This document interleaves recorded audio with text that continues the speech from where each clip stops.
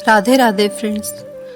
जब कोई जीवन में हमें दुख देता है, धोखा देता है या फिर हमारे साथ अन्याय करता है, तो हमारे मन में तुरंत उससे बदला लेने की भावना जन्म लेती है। हम उसे उसी पीड़ा का अनुभव करवाने के लिए उसके साथ वैसा ही या फिर उससे भी बुरा व्यवहार करते हैं। क्या आपने भी अपने साथ कुछ ऐसा ही अनुभव किया है? क्या आपने भी उस व्यक्ति को जिसने आपके साथ बुरा व्यवहार किया है, उसे आप कभी माफ़ नहीं कर पाते और उससे बदला लेने की भावना अपने मन में रखते हैं? तो ज़रा रुकिए और देखिए कि भगवद गीता हमें इस बारे में क्या सिखाती है।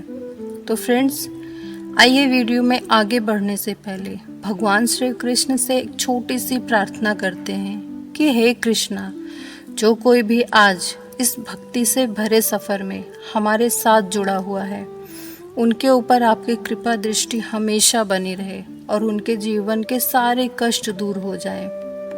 तो चलिए फिर ज्ञान और भक्ति से भरे इस सफ़र में आगे बढ़ते हैं। भगवद गीता में भगवान श्री कृष्ण कहते हैं कि जो व्यक्ति बदले की भावना से भरा हुआ होता है, वो अपने ही बदले की आग में हर पल खुद को ही जलाता रहता है। लेकिन जो व्यक्ति बदला लेने के बजाय जो हुआ उसे ईश्वर की मर्जी मानकर आगे बढ़ जाता है, सही मायने में सच्ची शांति केवल उसे ही मिलती है। मान लीजिए कि किसी ने आपका अपमान किया, आपको नीचा दिखाया, तो अब आप कैसे उस व्यक्ति से अपने इस अपमान का बदला लेना है, कैसे उस व्यक्ति को उसी दुख का एहसास करवाना है जो उसने आपको दिया है। केवल इसी सोच में आप अपने मन की शांति को नष्ट कर देते हो और धीरे धीरे ये विचार आपके मन मस्तिष्क पर हावी होने लगते हैं। आप किसी और काम पर ध्यान ही नहीं दे पाते। आपके मन में बस एक ही चीज़ रह जाती है, बदला। पर उस दौरान जिसे आपने अपना दुश्मन मान लिया था, वो हर पल अपने जीवन में आगे बढ़ता रहता है। उसे तो इस बात का पता भी नहीं चलता कि आप उसके बारे में क्या भावना रख रहे हो, लेकिन आप हर पल क्रोध की आग में जल रहे होते हो, जिसमें नुकसान सिर्फ आपका ही होता है। और ध्यान देने वाली बात ये भी है कि बदले की आग कभी भी शांत नहीं होती, बल्कि वो तो हर पल केवल बढ़ती रहती है। जैसे ईंधन डालने से आग और ज़्यादा भड़कती है, ठीक वैसे ही बदले की भावना हमारे अंदर की शांति को नष्ट कर देती है, हमारा सुकून छीन लेती है। श्री कृष्ण कहते हैं कि अगर आप अपने अपमान का, अपनी हर चोट का जवाब दूसरों को उसी तरह देने लगेंगे, तो आप अपने जीवन के स्तर को उसके जितना या फिर उससे भी ज़्यादा नीचे गिरा लेंगे और फिर उसमें और आप में कोई अंतर नहीं रह जाएगा। इसके विपरीत जब कोई आपको कष्ट पहुंचाए, तो वो उसका कर्म है ऐसा मानकर अगर हम उस व्यक्ति को क्षमा कर दें और खुद को शांत रखकर जीवन में आगे बढ़ जाएं, तो हम सही अर्थों में केवल क्षमा करके उस व्यक्ति से खुद को श्रेष्ठ साबित कर सकते हैं। क्योंकि कहते हैं ना कि गलती करने से ज़्यादा बड़ा क्षमा करने वाला होता है। और भगवद गीता में भगवान श्री कृष्ण ने भी अर्जुन को यही समझाया था कि हे अर्जुन, तुम सुख दुख, मान अपमान और सर्दी गर्मी में एक समान रहो। इन्हें सहन करना सीखो। और सहन करना कोई कमजोरी नहीं है, बल्कि यही तो हमारी आत्मशक्ति होती है। क्योंकि जब हम खुद को शांत रखते हैं, तो कोई भी हमारे मन को बुरा महसूस नहीं करवा सकता और ना ही हमारे आत्मबल को कमज़ोर कर सकता है। और वहीं जब कोई क्रोध में या फिर प्रतिशोध में जीता है, तो वो हर पल भीतर से खुद ही जलता रहता है। क्रोध और बदले की भावना मनुष्य के मन को अशांत कर देती है। अगर कोई हमें दुख दे रहा है, तो हमें अपने ईश्वर पर विश्वास रखना चाहिए, क्योंकि समय सबका हिसाब करता है। जब भी हम किसी से बदला लेने का विचार अपने मन में लाते हैं, तो हमारी ये सोच ही हमारे मन में नफरत और गुस्से की भावना को जन्म देती है और इससे हमारी सोच, हमारे विचार दूषित होते हैं। और हमारा ये गुस्सा, हमारी ये नफरत हमें सिर्फ मानसिक रूप से ही नहीं बल्कि शारीरिक रूप से भी नुकसान ही पहुंचाती है। हमारे भीतर तनाव जन्म लेता है और हमारा मन अशांत रहने लगता है और इस सब में पड़कर हम अपने जीवन की खुशियों को भी खो देते हैं। गीता हमें सिखाती है कि जो भी हो रहा है वो ईश्वर की इच्छा से ही हो रहा है और हमारे भले के लिए हो रहा है। हम तो केवल माध्यम मात्र हैं और जब हम ये समझ लेते हैं तो हमें बदला लेने की आवश्यकता ही नहीं रह जाती, क्योंकि तब हमें अपने ईश्वर पर भरोसा होता है कि वो ही सबका न्याय करेंगे। और जब हमारे कर्म शुद्ध होते हैं, हमारी भावनाएं निर्मल होती हैं, तभी ईश्वर भी हमारा साथ देते हैं। भगवत गीता में श्री कृष्ण ने अर्जुन को यही सीख दिया था कि क्रोध में आकर कभी कोई निर्णय मत लेना, क्योंकि क्रोध व्यक्ति के विवेक को हर लेता है, जिसके कारण वो सही और गलत में अंतर ही नहीं कर पाता। और जो व्यक्ति क्रोध में अपनी प्रतिक्रिया देता है वो बाद में बहुत ही पछताता है, लेकिन जो व्यक्ति अपने क्रोध के पलों में मौन रहता है वो अपने आत्मसंयम से जीवन की हर परिस्थिति पर नियंत्रण पा सकता है। कृष्णा कहते हैं कि प्रत्येक मनुष्य अपने कर्मों का उत्तरदायी स्वयं होता है। जो जैसा कर्म करता है वैसा इसको फल भी प्राप्त होता है।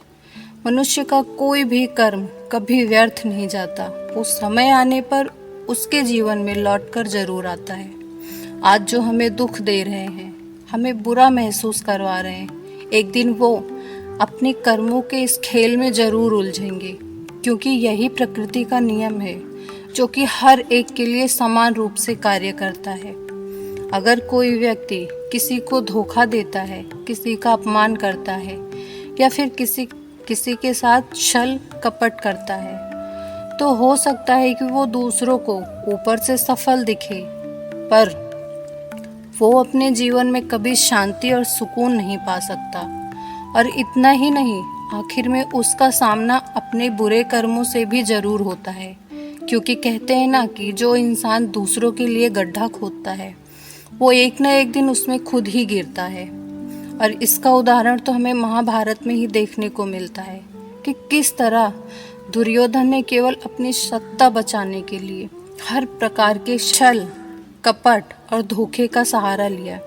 कैसे उसने पांडवों को धोखे से जुए में हराकर उन्हें वनवास दिया, द्रौपदी का अपमान किया और पांडवों को हराने के लिए उसने हर कदम पर अधर्म का रास्ता अपनाया। लेकिन अंत में क्या हुआ? अपने ही अधर्मों के कारण युद्ध में उसे हार मिली, और तो और उसकी मृत्यु भी उसके लिए बड़ी पीड़ादायक थी। जो पीड़ा उसने दूसरों को जीवन भर दिया था, उसके आखिर समय में वो सब उसे कई गुना बढ़कर मिली। इससे हमें यही सीख लेनी चाहिए कि हम अपने कर्मों के फल से कभी बच नहीं सकते, वो चाहे अच्छे हों या फिर बुरे, क्योंकि समय सबसे बड़ा न्यायाधीश होता है। इसीलिए हमें अपने कर्म के प्रति हमेशा ही ईमानदार रहना चाहिए और अपनी सोच को शुद्ध रखना चाहिए।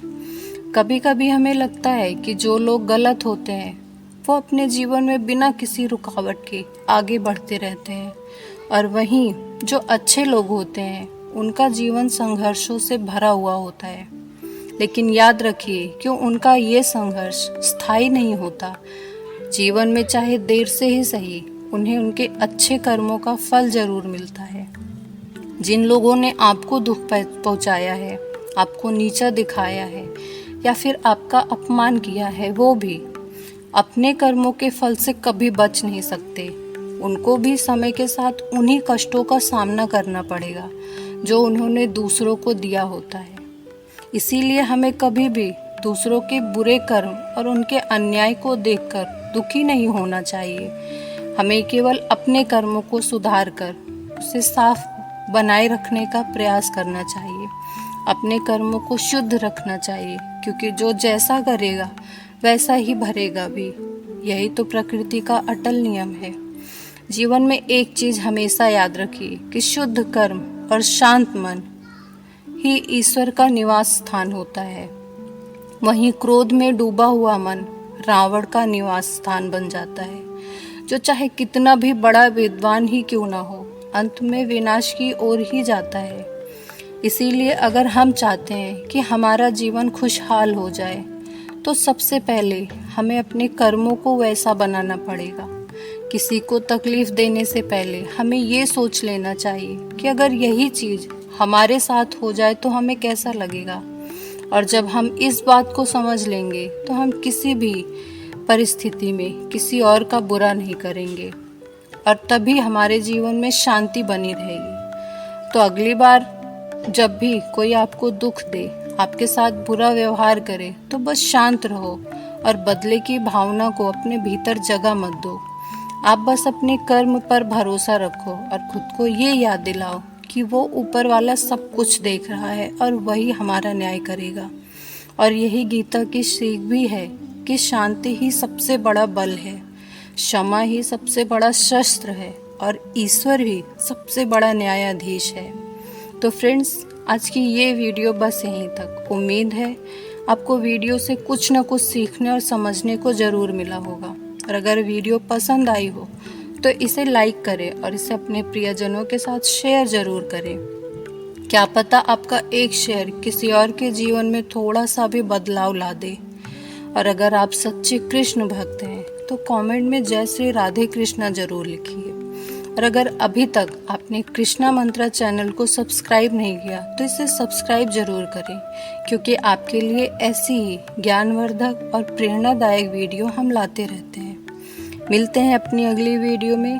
तब तक भगवान श्री कृष्ण की कृपा आप पर ऐसी ही बनी रहे। राधे राधे।